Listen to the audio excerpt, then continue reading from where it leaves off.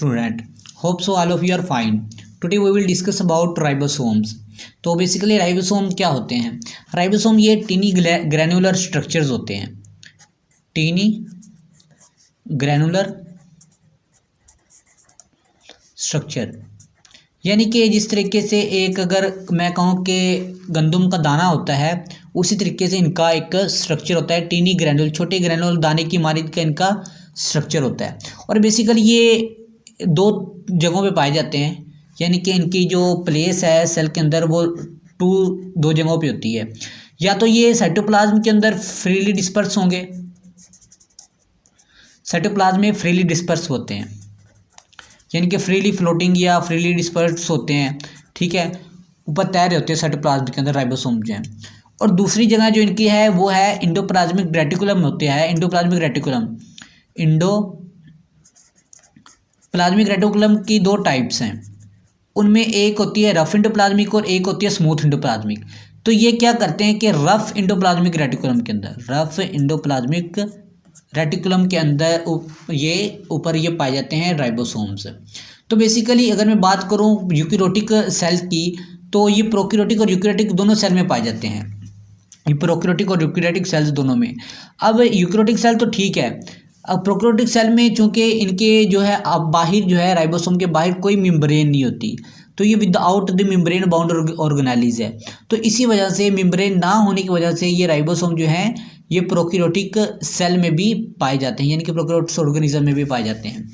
अगर मैं बात करूं इनके दरमियान डिफरेंस की, तो बेसिकली सिंपल डिफरेंस इनका यही है कि जो प्रोकैरियोटिक और ऑर्गेनिज्म के यूकेरियोटिक सेल्स है, इनके वेट का डिफरेंस है, यानी कि कंपोजिशन का डिफरेंस है। ये जो यूकेरियोटिक ऑर्गेनिज्म यूकेरियोटिक सेल जो होते हैं cell have larger ribosomes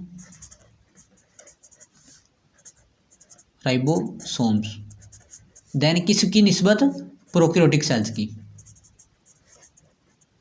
cell की निस्बत, ठीक है। यूकेरियोटिक सेल में राइबोसोम की जो है लार्ज होता है, बड़ा होता है।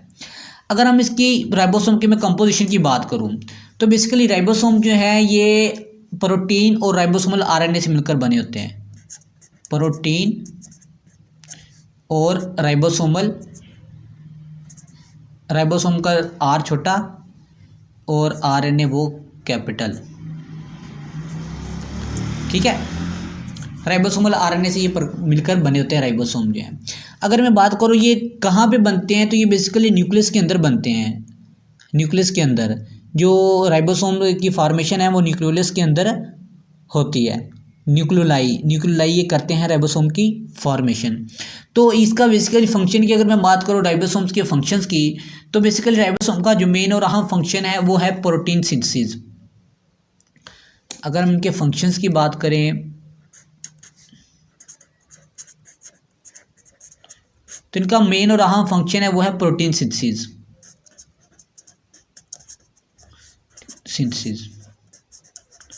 ये प्रोटीन सिंथेसिस के अंदर बहुत ही अहम रोल प्ले करते हैं, यानी कि जो प्रोटीन क्या है, protein in the formation of hair nail, यानी कि प्रोटीन सिंथेसिस का काम राइबोसोम करते हैं, राइबोसोम प्रोटीन बनाते हैं। और प्रोटीन क्या करती है, हमारी बॉडीज़ के हेयर्स और नेल्स बनाने के अंदर इनका बहुत ही अहम रोल होता है। और दूसरे टिश्यूज़ के अंदर भी ये प्रोटीन्स इन्वॉल्व होते हैं, लेकिन जो मेन और अहम फंक्शन प्रोटीन का वो किस में है, वो इन द फॉर्मेशन ऑफ हेयर्स और नेल्स सेल्स के अंदर है। प्रोटीन सिंथेसिस की वजह से ही राइबोसोम्स को क्या कहा जाता है, ये फैक्ट्रीज ऑफ द सेल है, ठीक है, फैक्ट्री ऑफ प्रोटीन सिंथेसिस है। इस वजह से इसको क्या कहा जाता है, factory of protein synthesis, protein synthesis इनको कहा जाता है। और जब ये राइबोसोम जो है काम नहीं कर रहे होते, प्रोटीन नहीं बना रहे होते, तो क्या होता है कि ये दो डिस्क्रीट यूनिट में कन्वर्ट हो जाते हैं। One is smaller unit and second is larger unit.